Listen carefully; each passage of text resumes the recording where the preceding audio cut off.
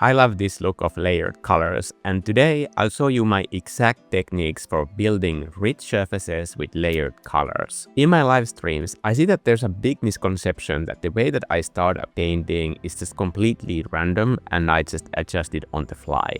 There's a very clear system I follow every time because it's replicable over and over in different paintings, and I don't own this system, so by repeating these simple steps you can try it for yourself.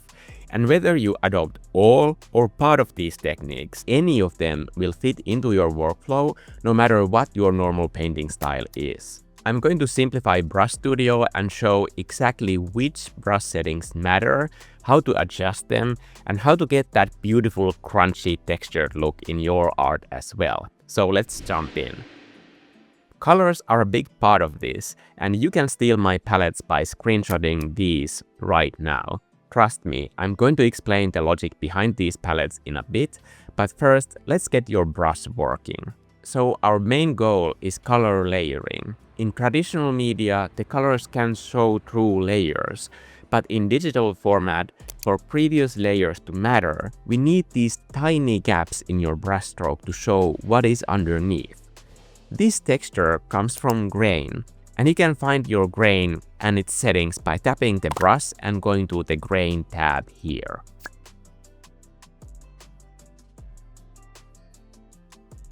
By tapping on the source, you can browse this big library of default grains, or you can make one of your own. To add a grain, your texture needs to be tiling. I've been making my own brushes for over 20 years now, so one of the most helpful tips that you can use right now is that when you are making your own custom texture for a brush, you want to save it in 3 different contrast levels: low, medium, and high. There are very few instances where I have ever needed a low contrast texture for a brush, so you want to really crank those curves up before saving your tiling texture. To get these gaps in your brush stroke, your texture needs to be extra high contrast. And one more way to get there is by setting the blend mode of your grain into hard mix. Hard mix blend mode might be new to you, so let me quickly explain how that works. Hard mix blend mode pushes all of the values above perfect gray to white and the values below perfect gray to black. If you end up setting your blend mode to hard mix mode, make sure that your grain resolution is high enough, as this blend mode will pixelate low resolution sources real bad, because it's just showing the darkest and the lightest color information of that texture. If your grain logic is set to moving, it might still be hard to see your texture at all, so just set it to texturized. The visibility of your texture is now dependent on your brightness, scale, depth, and contrast. When adjusting these, do your own brushstroke in the preview window, because I've noticed the default one there doesn't often reflect what the brush is actually going to look like and how you are using the pressure on your iPad. One final setting you want to tweak is the scale. This should be high enough that the texture doesn't repeat in an obvious way, but low enough so that the zoomed in scale won't produce these soft value ramps, which will make the brush look softer. Now we have that nice, crunchy, extra crispy texture that will show those previous layers of color. Perfect. Let's add a bit of wetness by going to the Wet Mix tab and add a bit of dilution up here. Now, I just want to be super real with you. You can copy my settings here, but I've been doing this long enough that I think the only way you find the right combination that works with your brush grain and your brush source and all the other settings is by making changes here and then just trying it out in the painting.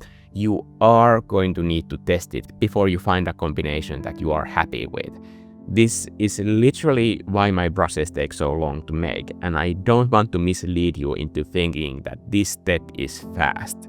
I take a little bit of issue in tutorials showing that how this exactly works, because even if you go into the official Procreate tutorial on these top 3 settings, they will still say that all of these will interact with each other, and you need to test how the combination works. All you need is patience though, and I'm sure you'll find something that works. Don't be intimidated by all these sliders. These settings up here are the only ones I use. Here, I generally don't recommend having a lot or any blur, so don't go crazy with that because it will literally blur the texture within your brushstroke. Okay, now we have a fancy brush. Let's make a mess. Let's make a beautiful mess. The wetness in our brush is only going to pick up colors from color layers underneath it, and those colors, I remind you, need to be on the same layer.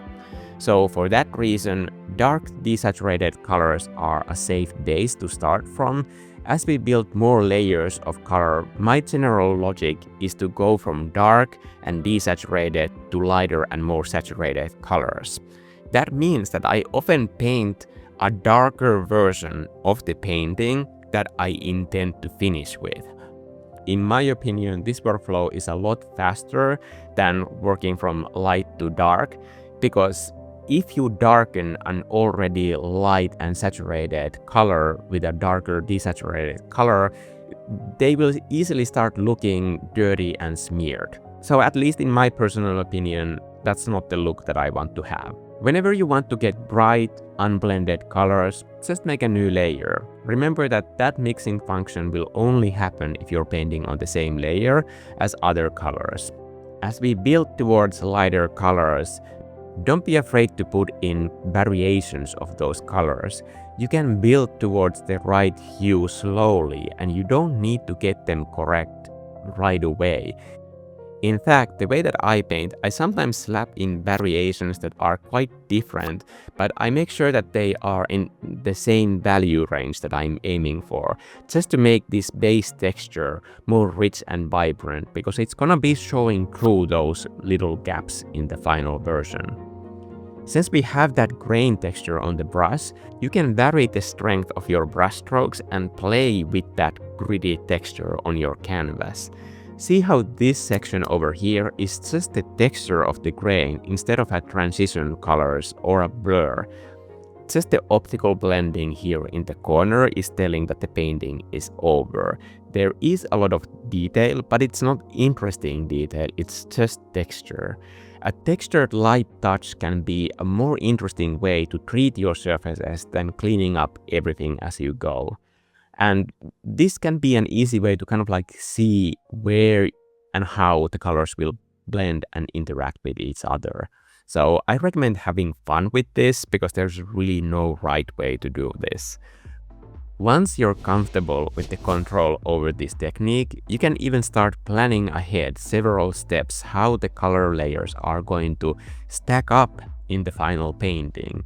Here, for example, I'm already painting a strong orange bounce light coming from below before painting the yellow wall of this post office on top. So I already know what the color logic is going to be in the end, and all of the layers are building towards that final effect. You can also just slap random colors in there. Let's be real here. To look spontaneous, you have to paint spontaneously. There's no way around this. Don't worry, it's just art. Nobody's going to get hurt if you mess up here. And if it looks bad, you can always paint over it. I think those sort of mistakes build up towards more interesting textures. So that's why this method is so much fun. You can really feel just the action of painting as you're working on the piece. And remember to enjoy it. I think these types of process really make it easy to enjoy the process. Also, one more important point that I think if you're going to remember one thing from this video, let it be this one. You're not going to learn or improve if you don't let yourself mess up too. Think about that the next time that the voice of perfectionism is starting to creep in and telling you to clean it up. If the gaps leave unpleasant dark scratches in areas where you think that the texture is too much, there are two easy fixes that you can do at any point in the painting process when you really need it. For example, if your light sky color still has those dark hues peeking through, it might look a little bit too distracting, because the story up here is that this is the sky and we're supposed to perceive it as the sky.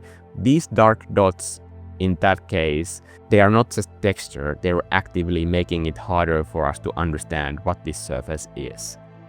You can add a lighten layer on top of this and pick a dark color that is lighter than the unwanted mark and brush over it. So for example, a normal blue color of the sky that we can color pick right from the sky, that could be a dark color in the sky, but still lighter than those dark bits of texture.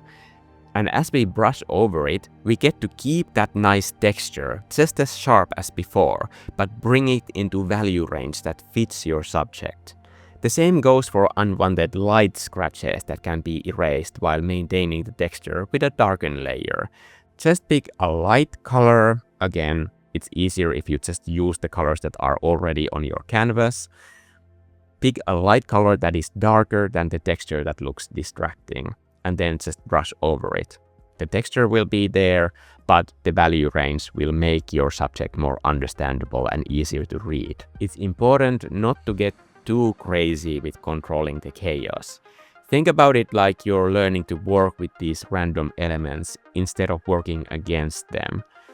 Since a lot of these techniques work best with limited layers, we can bring editing techniques to push those shadows deeper and carve out our light areas as well. Simply go into Add, Copy Canvas, and paste your copied canvas. Then we can adjust curves to be brighter and warmer. Cover this copy canvas layer with a black layer mask, and then pick a white brush and paint in areas where you want to push those light areas even lighter. You can do the same for shadows, and since we're using the same brush here, this makes the editing be a natural part of your painting, bringing even more of those very subtle color variations without losing the mood you have established, or that texture that is going to now be even in more subtle nuances throughout your surfaces. So for the shadows, since my light here is warm, I'm going into curves and pushing the shadows darker and colder. Since the light logic is already established here in the painting, that's the only reason that this works. Both of those palettes that I gave, my light source is here in the top left corner. That means that every lighter version of these colors is a warmer tone and the shadow tones are colder tones. Once you have painted the entire piece with a consistent color logic, then you can use advanced editing tricks in the painting process like this.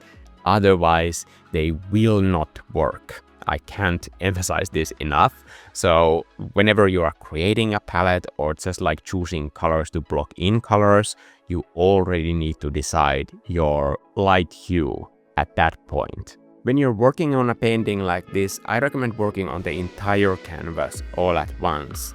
And to do that, I use my checklist method. And I have created this entire art course where you can learn my checklist method and use it on all kinds of paintings that you will ever do, chunky or otherwise. And that way, doing spontaneous paintings becomes way more fun because you have a method to reach the end goal every time, not based on some kind of feeling, but based on very simple facts. And then you will know when it's finished. But the most important thing with this look is to know when to stop. The chunky look and the overall, this cozy liveliness comes from these happy little accidents. So don't be crazy and start polishing away all the personality of your art at this point, now that we have worked so hard to get it in here.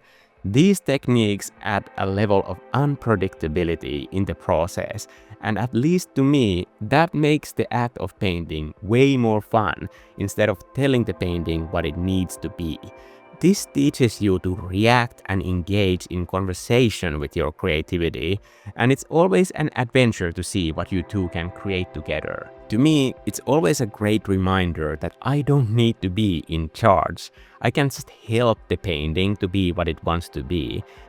that also takes the pressure off, because now I'm working with my creativity and not trying to carry all of this on my own. Now that you know how to paint expressive art like this, maybe you want a little bit of a challenge. I recommend checking this tutorial on creating isometric scenes, and I'm sure you'll find an entirely new creative side of yourself once you try that. I'm Mikko, and I'll see you in the next one. Bye!